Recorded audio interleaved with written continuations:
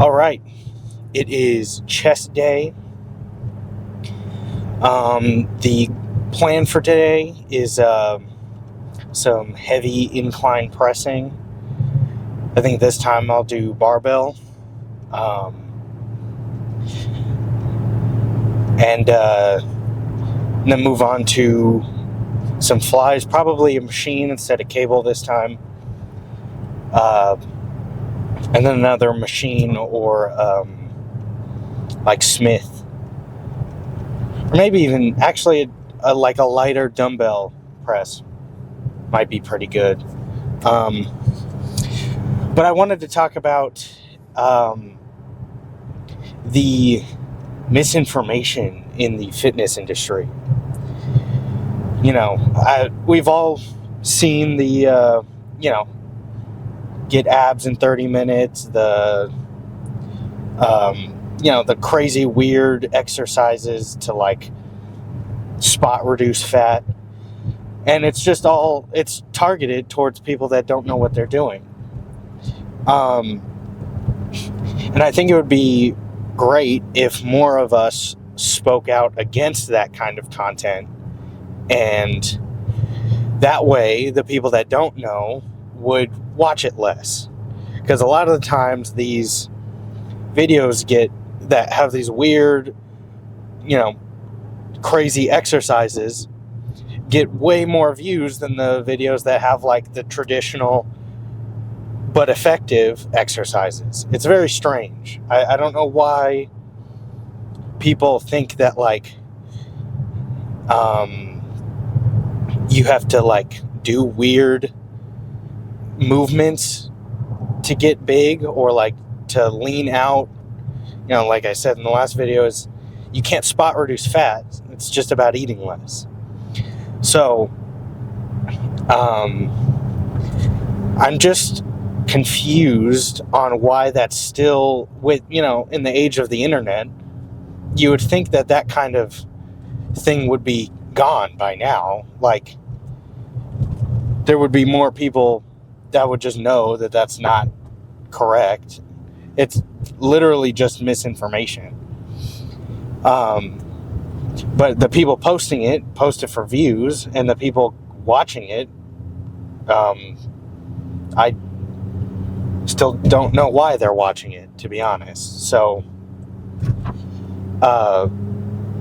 if you're new to the gym, stick to your basics.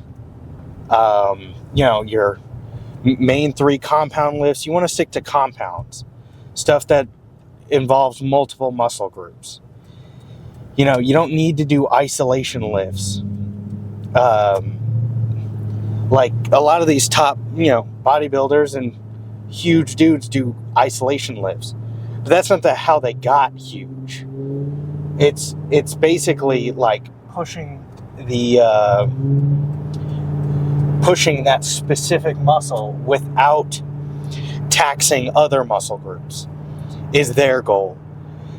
When you're newer to the gym and you're not as strong, you don't need to worry about like the taxing of other muscles. You'll recover very quickly.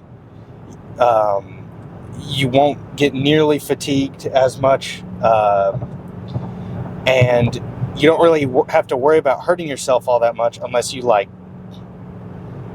really do it wrong. Then you might want to take another step back.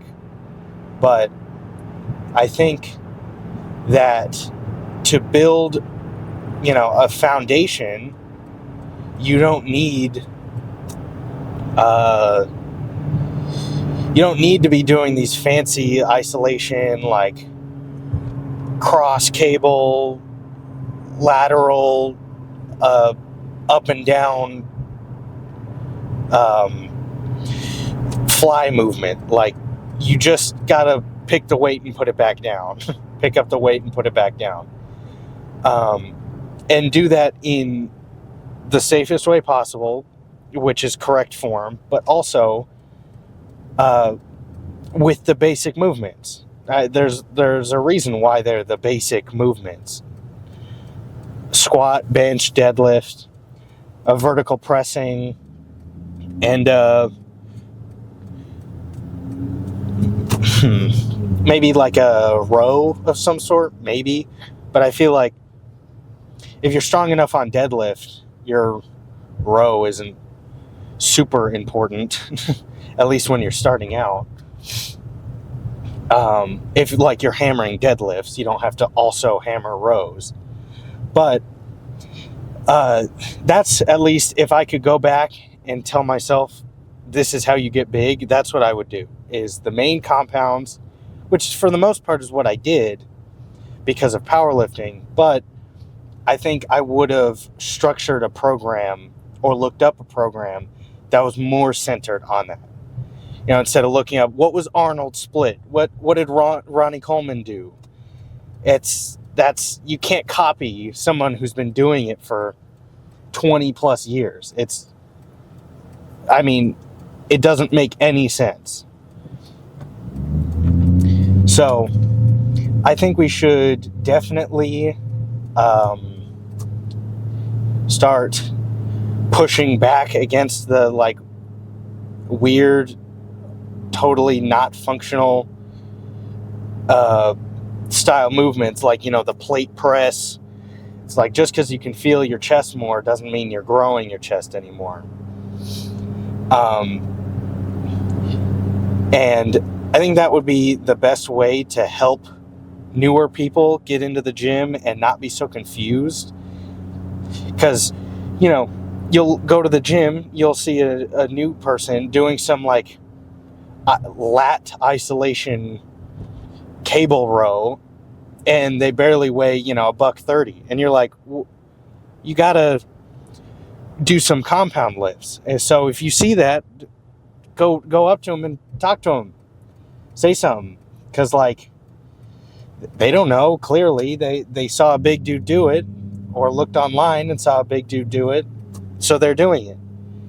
They don't know any better. So if you have the knowledge that we have, you have to be a source of information. At least that's how I view it.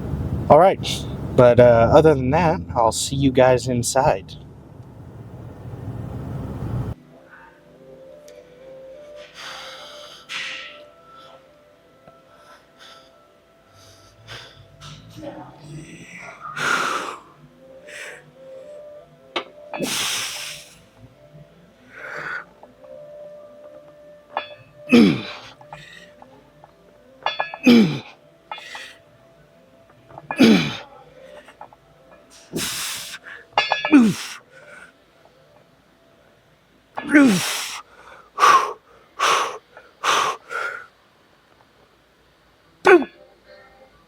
Boo!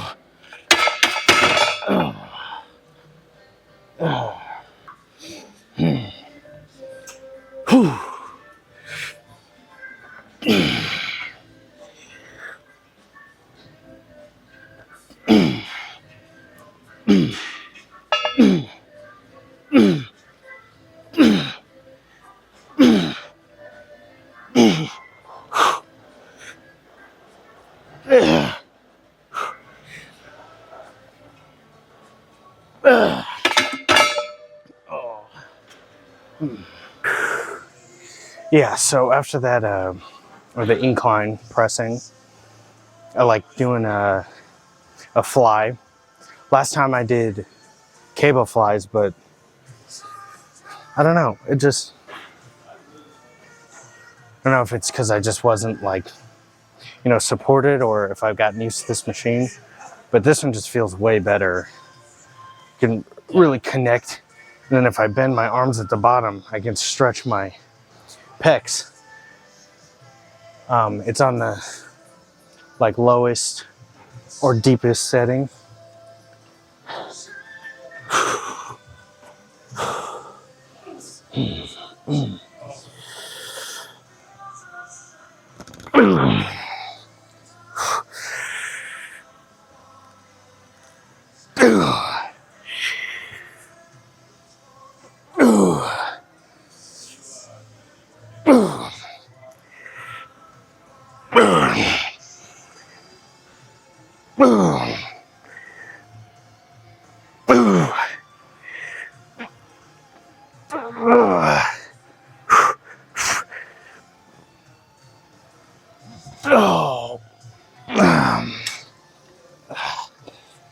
Yeah, milking the last eccentric, bending your arms to where your elbows go way past where your elbows go way back. It feels like my chest is just tearing apart. I love it. I'll probably do 3 or 4 of these. And like normal, the third set, I'll drop it down. If I need to drop it down more from there, I will.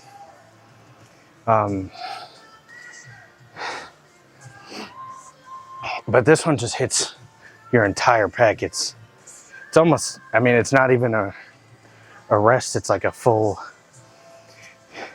I put flies in the same category as pressing as for importance of chest development. They're just, there's nothing like them. So I definitely wouldn't like throw flies at the very end of your workout just because you're supposed to. I even did a warm my chest up with these, or this machine. I just went way lighter before that pressing. And I think not only is it like, you know, a good warm up, but then when you go heavy, it puts just as much stimulus on your pecs, if not more. So I usually put them, sometimes I'll do them first, but I'll usually put them second. That way I'm not neglecting them. But probably do 3 more and see where we're at from there.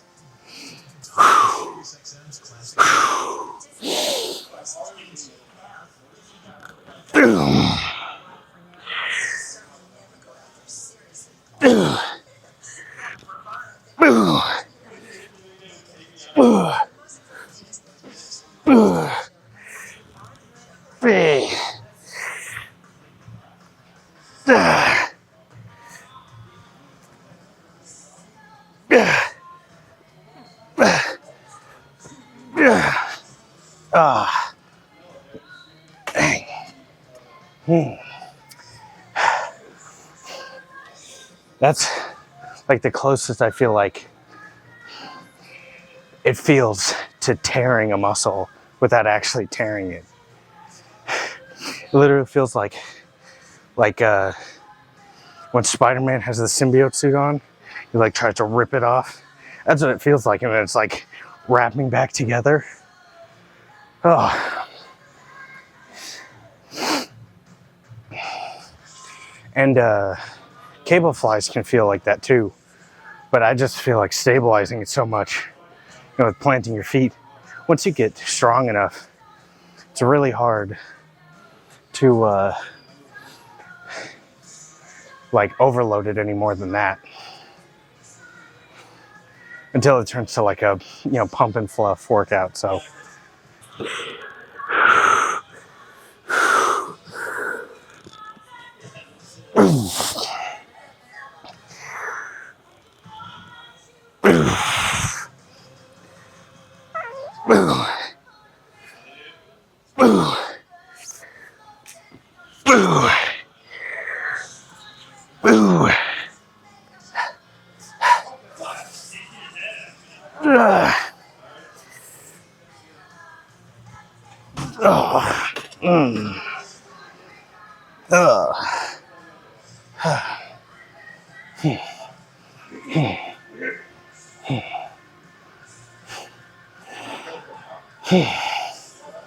I don't have to lower the weight from here, but I'll do one more.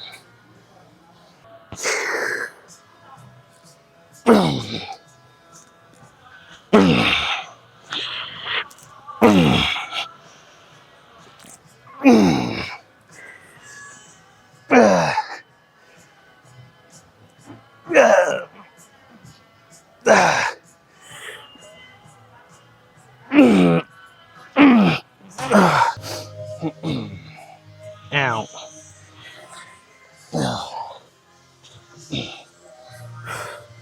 So I'm going to be doing maybe 2 sets of these. Did a warm up to kind of feel the seating position out. I do like doing this one, seating a little where the seat is a little bit lower. Just because this one's an incline. You don't want to raise the seat so high up that it makes it a flat. But that'll make it easier, so people do that to lift more weight. But I'll do this. If I have to go up, I will. But if not, this should be a perfect amount.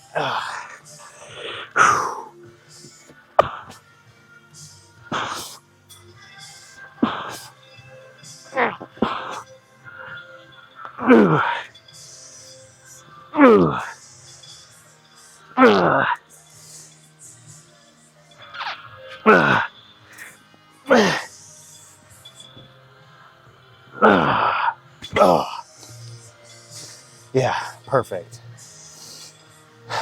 Last time I did these, I had to do 3 plates in the 25. But failing at 3 plates after all that fatiguing it's a good place to be.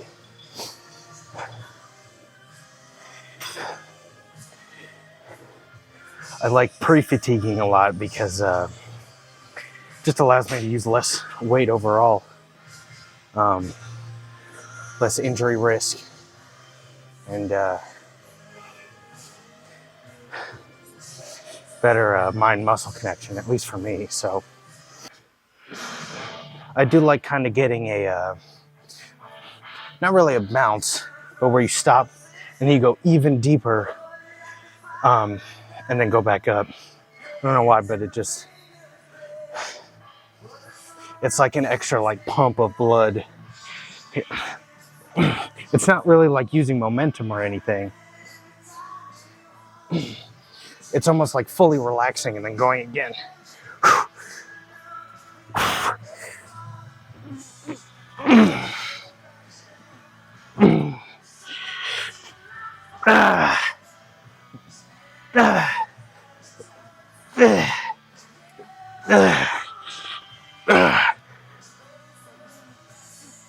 Okay. Oh. Oh.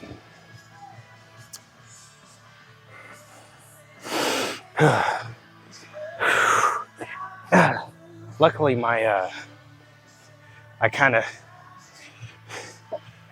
arch my back a little bit and puff my chest up.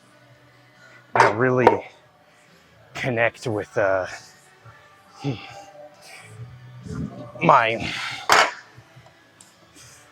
my chest. Kind of pushes my chest forward even more. And that way, even at the bottom of the movement, I'm still pretty much as far stretched as I can be. But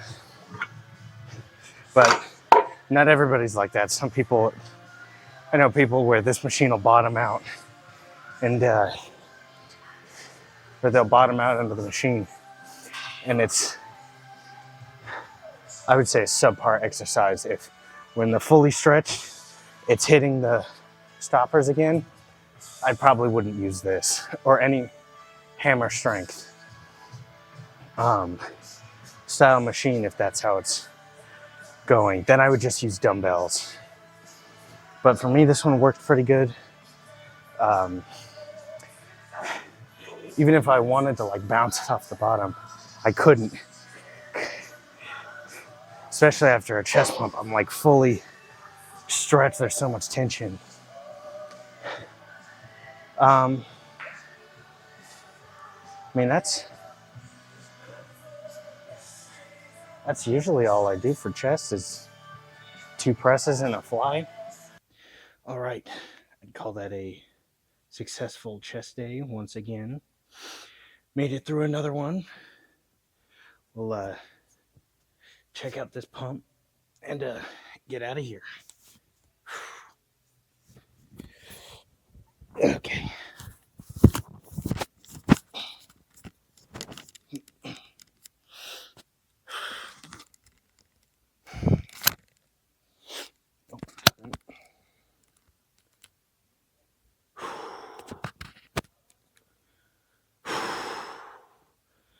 Run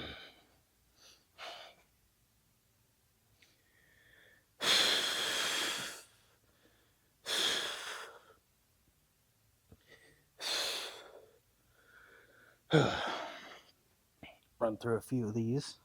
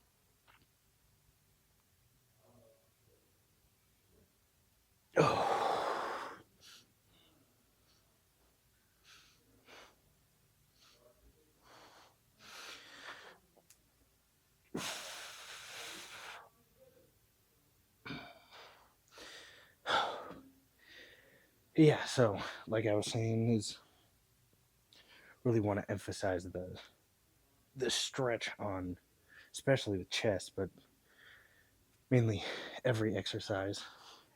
It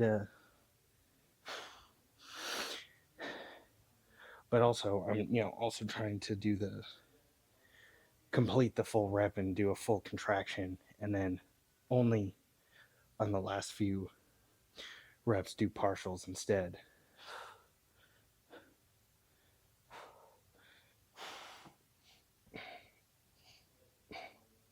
Trying to build that shelf, upper shelf.